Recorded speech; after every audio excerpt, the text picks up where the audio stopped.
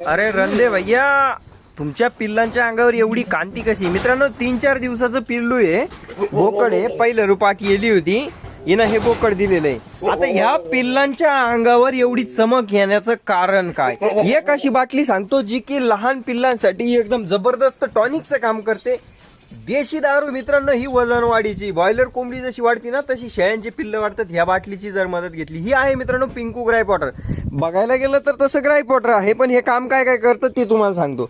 पिल्लाला जर पिल्लं दूध पित नसेल, बऱ्याच लोकांना, शेतकऱ्यांना, शेळी पालकांना अडचण येते की पिल्लं दूध ओढत नाही फास्ट. मग अशा वेळी काय करायचं? तर अशा वेळी तुम्ही जर हे पिंकूचे 2 ml जर थेंब पाजले, बॉटल पाजली, तर हे पिल्ले एकदम चमचम करतात. पिल्लं फास्ट दूध पितात आणि दूध पचन होण्याची बी मदत होती. ही गोष्ट ध्यानात ठेवा.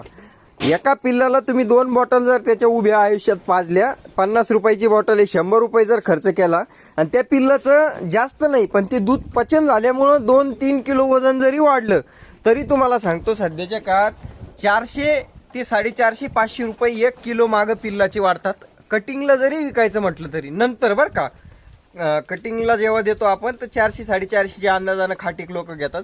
तर एक धंद्याच्या व्यवसायाच्या हिशोबाने तुमचे 1000 रुपये वाढतात 100 रुपयाच्या इन्व्हेस्टमेंटनं. दुसरी गोष्ट, पिल्लू टणटणीत असल्यानंतर तुमचंही मन लागतो तो धंदा व्यवसाय करण्यासाठी. जर पिल्लच बुळकणले, जुलाब झाले किंवा पिल्लं व्यवस्थित दूधच पित नाही, त्यांच्या अंगावर कांतीच नसेल, तर तुम्हालाही ते शेळीपालन नकोसं वाटतं. ही गोष्ट ध्यानात ठेवा. त्याच्यामुळे पिल्लं जगवणं, टिकवणं खूप महत्त्वाचं आहे.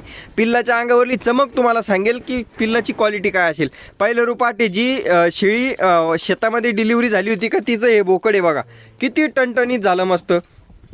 आणि आणखी एक गोष्ट, कोणत्याही पिल्लाला चमक येण्यासाठी त्याच्या आईचं दूध हे सगळ्यात मोठं टॉनिक असतं, ध्यानात ठेवा. आता ह्या शेळीला बघू शकता तुम्ही, एकच सड पितं.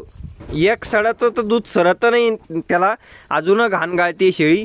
तर दूध सगळ्यात महत्त्वाचं टॉनिक आहे, ही गोष्ट ध्यानात ठेवा. तर कधीही शेळ्या पाळताना चांगल्या दुधाच्या अशा काठेवाडी जातीच्या म्हणा, गावरान पाळल्या तरी बी हरकत नाही, पण वान क्वालिटीचा पाळा.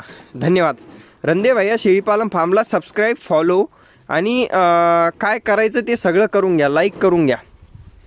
एक कमेंट प्रेमाची तुमची या रंदे भैयासाठी सोडून द्या.